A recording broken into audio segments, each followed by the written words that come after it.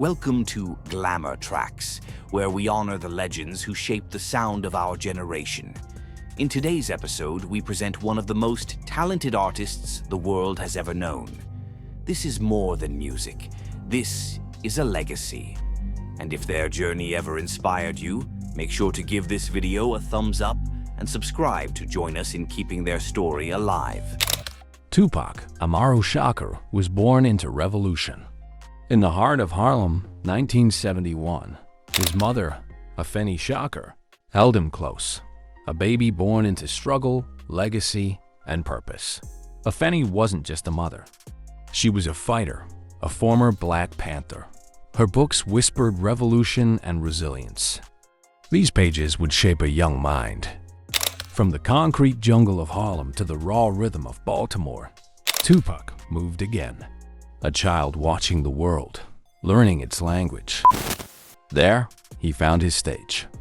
Acting, dancing, writing, TUPAC the performer was born. But even in the arts, he spoke from the streets. To be or not to be, TUPAC gave Shakespeare soul. Every monologue was a mirror to his pain and passion. Words were his weapons. Long before beats, there were stanzas. TUPAC wrote pain into poems, love into letters. Out in the streets, he turned pain into poetry. Freestyles that hit like sermons.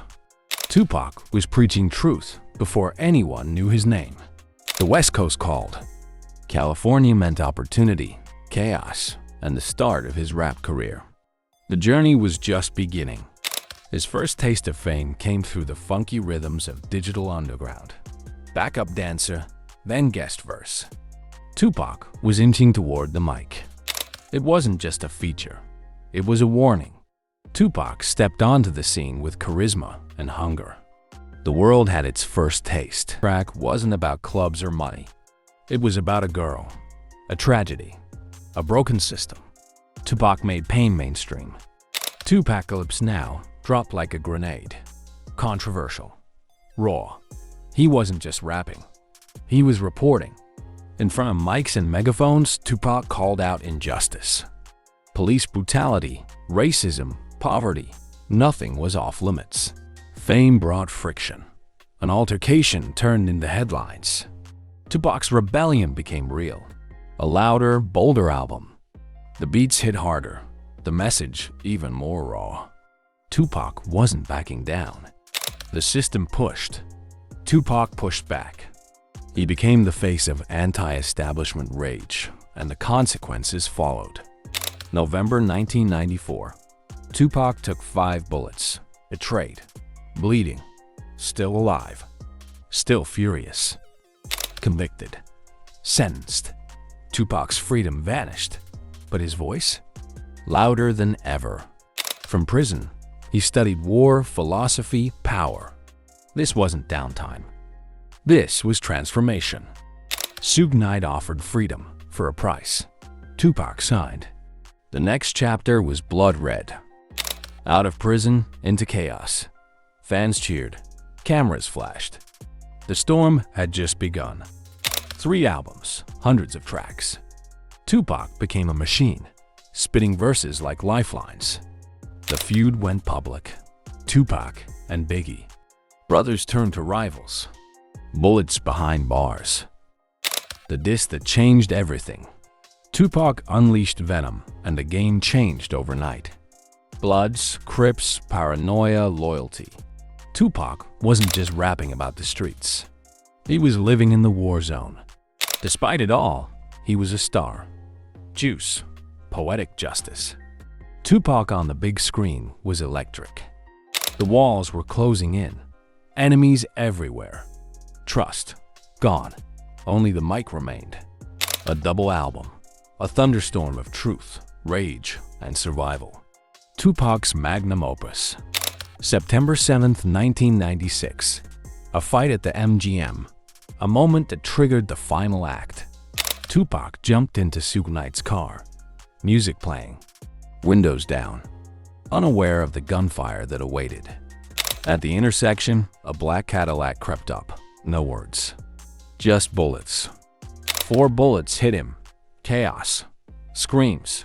and silence. Tupac was fading. The flashing lights arrived too late. The shooter vanished. Tupac lay bleeding. 6 days in a coma. Afeni by his side. Fans praying. The world waiting. September 13th, 1996. Tupac Amaru Shakur declared dead. A king gone at 25. The streets wept. Cities glowed with candles and cries. Hip-hop lost its loudest voice. Was he really dead or playing chess in Cuba? The myths began and never stopped. Without him, the empire cracked. Suga imprisoned. Friends scattered. Mother of Tupac Shakur, Afeni took control of his music, his image, his story. His mother became his legacy's guardian. Years later, his face appeared on walls worldwide. A mural in Brooklyn. A prophet never forgotten. His voice lived on. Albums kept coming. Each verse felt like a ghost speaking truth. The rose that grew from concrete showed the world his soul. Vulnerable, honest, revolutionary. The rose that grew from concrete showed the world his soul. Vulnerable, honest, revolutionary. In 2012, Tupac stood on stage again.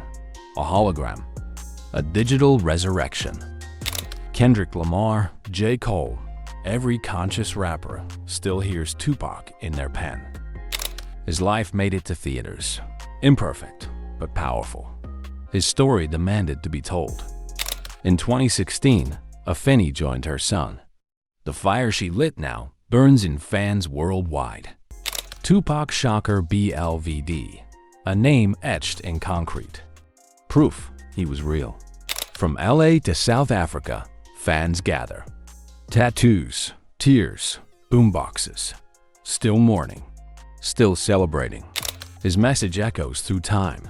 Keep your head up, even when the world drags you down. In the sky above us, his legend lives on. Tupac didn't die. He transformed. If you enjoyed this video, make sure to hit that subscribe button, tap the bell icon so you never miss a story, and share this video with your friends who need to hear Tupac's legacy.